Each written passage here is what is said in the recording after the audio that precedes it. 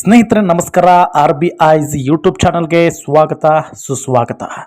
ಕಾಲ ಬದಲಾದಂತೆ ಜನ ಬದಲಾಗ್ತಾರೆ, ಸಂಬಂಧಗಳು ಬದಲಾಗ್ತವೆ.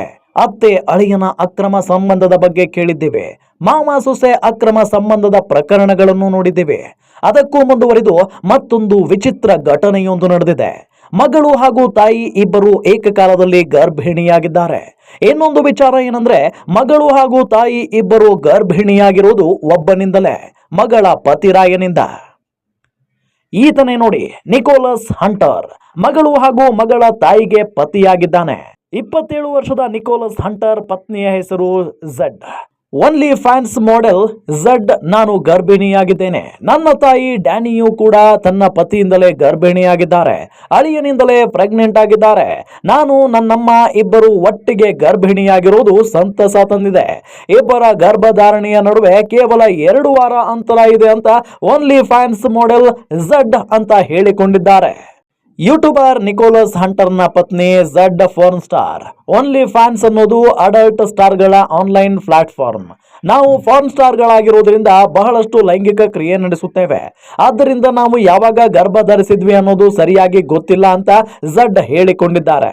ಝಡ್ಗೆ 22 ವರ್ಷವಾಗಿದ್ದು ಈಕೆ ತಾಯಿಗೆ 44 ವರ್ಷ. ಈ ವಯಸ್ಸಿನಲ್ಲಿ ನಾನು ಮತ್ತೆ ಗರ್ಭಿಣಿಯಾಗುತ್ತೇನೆ ಅಂತ ಊಹಿಸಿರಲಿಲ್ಲ. ಮತ್ತೆ ತಾಯಿ ಆಗ್ತಿರೋದು ಸಂತಸವಾಗಿದೆ ಅಂತ ಹೇಳಿಕೊಂಡಿದ್ದಾರೆ. ನಿಕೋಲಸ್ ಹಂಟರ್ ಹಾಗೂ ಝಡ್ ಮದುವೆ ಉಳಿಸಿದ ನಂತರ ಈ ಸಂಬಂಧ ಶುರುವಾಗಿದೆ. 1.5 ವರ್ಷಗಳಿಂದ ಈ ಮೂವರು ಸಂಬಂಧ ಹೊಂದಿದ್ದಾರೆ.